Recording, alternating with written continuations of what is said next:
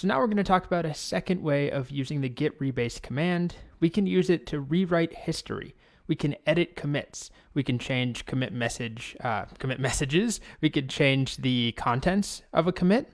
We can drop or delete an entire commit. We can even reorder things using git rebase.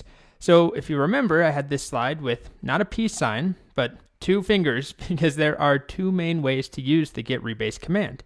One is as an alternative to merging, as we've already discussed. You're probably exhausted from that, but that's one way of using it. But another way of using it is as a cleanup tool. And it allows us to do some of these things I've just mentioned, rewrite history. Now, of course, anytime we rewrite history, we don't want to be doing that on work that people already have, right? We don't want to rewrite commits and make new commit hashes and screw everything up if collaborators already have that work. But this is a common workflow if you've been working on a branch, you have lots of commits that maybe you've been working on this feature for a while, and you have some kind of half-baked commits or some buggy things or half-complete commits. If you want to go through and streamline that and combine commits down, rename them, that can be a nice thing to do before you share that code with anyone.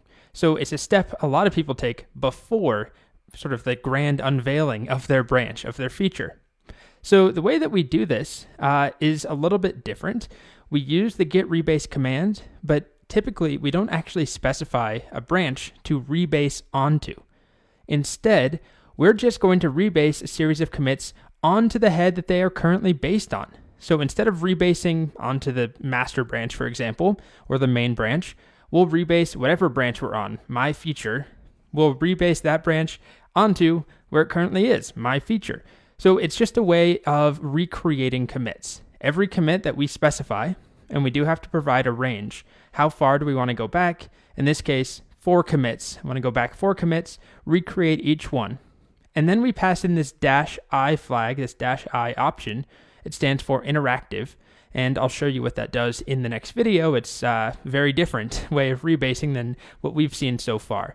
But remember that the git rebase command, in the ways that, or the previous way that we saw how to use it as an alternative to merge, what it did was it went through all the commits on some branch, and it recreated each one, right, at the tip of a branch.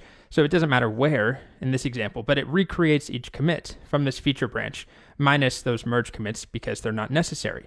So each commit got a new hash, but it had the same contents, it had the same message, same commit message, but they're distinct commits.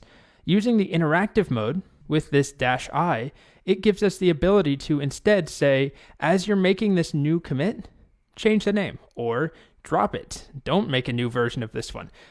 So this is the basic syntax. In the next video, I'm going to demo it using a repository I've set up that you can clone as well. If you want to follow along, it's kind of fun. And I'll walk through that in the next video.